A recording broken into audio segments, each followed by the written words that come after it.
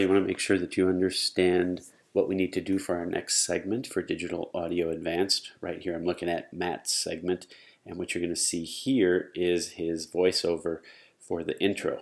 And he has correctly put on a compressor with all the proper settings: auto gain off, release auto off, ratio 3:5. He set his threshold for the amount that he needed, and this is reducing his dynamic range properly. So you can look at these settings and use them to set your compressor settings, knowing that the threshold will have to change depending on what your amount of decibel levels coming into the compressor are. So that's an adjustable dial for whatever your amount of gain is on that track coming into the compressor. Be sure to use makeup gain to make the initial input level and output level match. So after it goes through this compressor, the makeup level will be, the output level, will be lower. So you want to adjust your makeup to make sure that those look the same. Thus it will not decrease the volume, but decrease the dynamic range. Now you're going to add this compressor as well to your segment 3 voiceover. So make sure you add that on this track as well. Another thing I want you to add is equalization, or EQ. And if I look over here on the channel strip for this intro voiceover, to add my EQ for this voiceover intro track, I can add that in two ways. Underneath where the compressor is, I can add more audio effects. And if I go in here to EQ, linear phase EQ, I can add it that way. Or you see a big EQ box, I can just click on that and it adds that linear EQ here. Now don't be scared by this interface. It's really quite easy. What we're looking at is 20 to 20,000 hertz from left to right, and we're looking at a boost in volume above the line and a cut in volume below. So as I take a setting and push it above the line, I'm going to increase the frequencies in the range selected, and as I pull it below the line, I'm going to cut the frequencies in that range. So let's just go here to the middle. If I grab this dot, this corresponds to this area here of the EQ. It's centered around 750 hertz. I have boosted it 3.5 decibels. Now this is a relative decibel scale. It's just a plus or minus amount of decibels. This last one is what we call the Q. It affects the slope of this curve. So if I want to affect a very narrow range of frequencies, what we would call a notch filter, these are EQ ranges, are filters. If I had a problem with audio, if I wanted to boost or cut a very short or small range of frequencies, I would make that Q larger or make that slope more direct. If I spread that Q out and make that range more gradual, then I'm affecting a larger area of frequencies. So each one of these dots is for another range in this EQ area. What I'm doing here is option clicking to set them back to 0. Now on each end, I'm going to have what's called either a low pass or a high pass filter.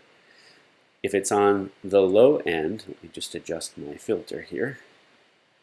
If it's on the low end, it is going to be a high pass because it's cutting out these lows. Below the line, it's reducing the volume. And if it's going to be on the top end, I am actually, adjust that one here, I am letting the lows pass, so this is considered a low pass filter. I'm cutting out the highs. Not that you're going to have to do anything this drastic on your EQ or on your project, but what I want you to look at is the presets that are in here. Underneath factory detail, if I go down to voice, there's a couple at the bottom like voiceover EQ, vocal presence, speaking voice improve. If I put those preset EQ curves here in this plugin, they may or may not help my voice, depending on if you're a lower sounding voice or a higher sounding voice. I want you to try some of these presets and maybe tweak them a little bit to make your voice sound just a little bit more present, a little bit more clear. If you have higher sounding frequencies in your voice, maybe cut some of those low end frequencies. If you're a lower voice like I am, maybe some of those higher frequencies go away. So try some of those and see how that affects your voice. It is very normal for us to use EQ on every voiceover that we do to make our voice sound just a little bit more professional and cleaner. It's going to take you a little while again to get this effect proper, but I want you to start looking at it and start adding it.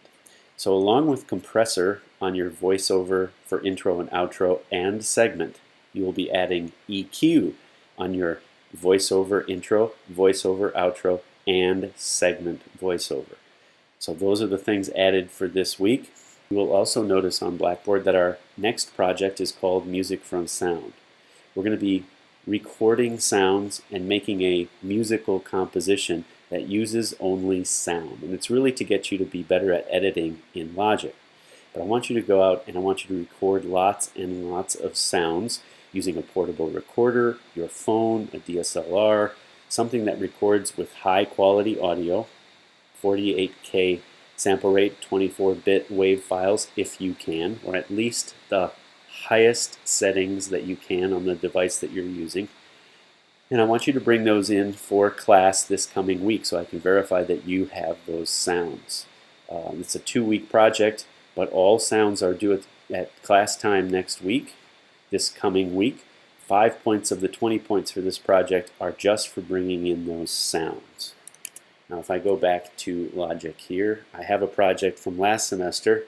If you look, this is an edited version of that project. There's lots of different sounds, but there's some form to how this composition looks. Think about as many sounds as possible. 10 sounds would be too little. 20 sounds, you're starting to get good. 50 sounds would be awesome. So the more sounds you can have, the better your composition is going to sound overall. Now bring those sounds into class on Tuesday. We'll look at them, verify that you have them. You'll get 5 points for bringing them in. And we'll talk more for everyone about how to add those into Logic and edit them and make some special effects with delays and reverbs and reversing and things like that.